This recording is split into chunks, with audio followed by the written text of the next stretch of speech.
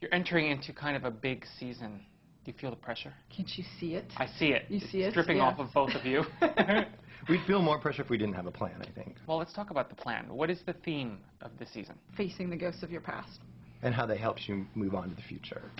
So how that'll help Clark be the hero he's eventually going to be by the end of the season finale. How does a big bad fit into that dark side? We've been wanting to do dark side actually for several years, so we're very excited to finally get to do that in the last season.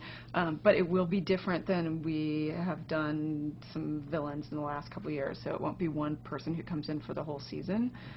It'll be a force and eventually materialize, but it's going to create some other villains that are connected to Darkseid, and they'll be coming out through the whole season. Can you say anything about what those villains, who those villains are?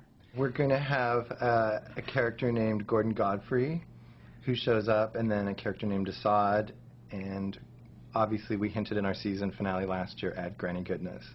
So those are just a few of the harbingers that'll show up as we kind of unfold Darkseid by the end of the season. And the Lois and Clark relationship, now she knows the secrets, so that's going to just change everything? Everything is totally different because now Lois is the one with the power. Right. And she's the one with the secret that Clark doesn't even know. So that dynamic is going to be really fun to watch flip, especially at the top of the season. Yeah, so all the scenes that you've seen all these years when Clark was talking to Lana or Clark was talking to Lois, now it's literally Lois is playing Clark's role. How long is she going to keep that secret? Well, Lois isn't very good at secrets. Terrible. Don't tell her anything. There might be some twists and turns along the way as far as how that secret comes out. Well, it's the final season, so let's talk guest stars. We already know James Marsters is coming back. James Marsters is returning this time as Brainiac 5. Okay. So that'll be a fun new twist on that.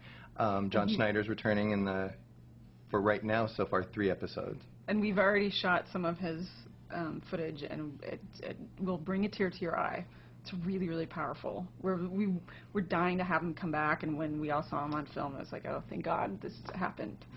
It's great. Supergirl. Thank you. Supergirl's coming back for episode 3, very exciting.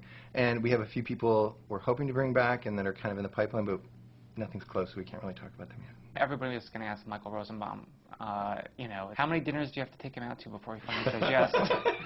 We're approaching a limit, probably. We believe me, we want nothing more than to have him back. Like, we just really feel like having him come back to the show would be sort of a great end to the show. So the door's open. What about Kristen? We would love for Kristen to be back too. So far we've done everything in our power to get Kristen and Michael back, and the door, like Kelly's saying, is wide open. Couldn't be more open, so we'd love to have them back. And Jeff Johns is penning an episode mid-season. Tell me about that. He is going to be doing Booster Gold and Blue Beetle all in one episode. You don't even have to wait for the second episode. It's all in one. And that'll be probably mid-season. We don't know exactly which number, but we're excited to have him back. And let's talk about the arrival of Cat Grant. The role's been cast. Yes. Kat is an awesome counterpoint to Lois because she comes in the exact opposite Lois Lane is, and she gives somebody... Lois, for the first time, has a rival at the Daily Planet, and so Carrie Lynn Pratt, who's playing Cat Grant, is really fun, and she really pops on screen. We just saw the first dailies. It's really fun. And her chemistry with Tom, like the two of them together, are just really, they just have an energy that comes off screen, and mainly because Cat just is so irritating to him, but the two of them play off each other. I think fans will love it. Should Clois fans be concerned? Clois fans should be very excited for this season.